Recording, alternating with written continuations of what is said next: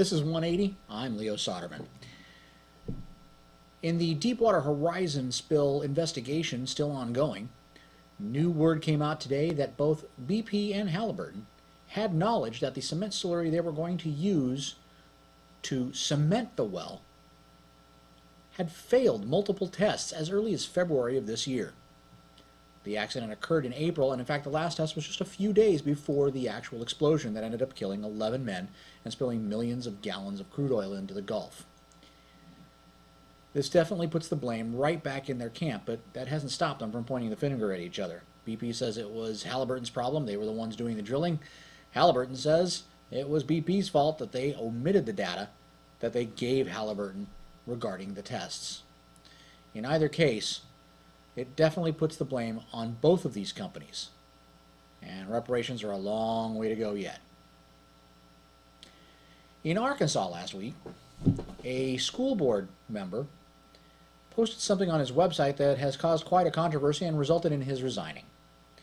Last week, one day was designated as Wear Purple Day. This was to show support for teens, especially gay teens, who have been victims of bullying because their sexuality has come out, but in bullying in general. Well, this particular individual, Clint McCants, on his Facebook website,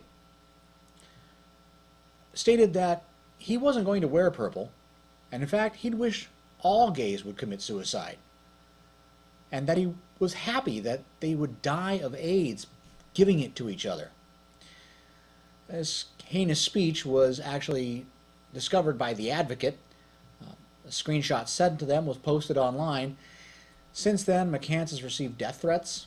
He's received hate mail. He's kind of seen what being on the other end of that hate speech is. He has recanted.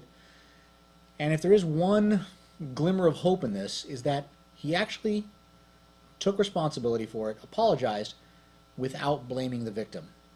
All too often nowadays, we get these half apologies where it's, gee, I'm sorry if you took it that way, which means I'm not really sorry, but hey, I'm saying it.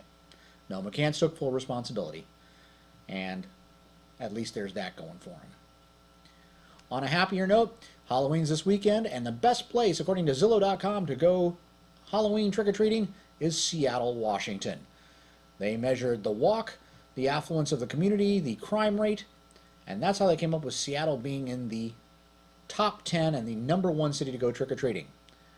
My kid is not going to Seattle for trick-or-treating, but hopefully your kids will do well. I'm Leo Soderman. This is 180. We'll see you tomorrow.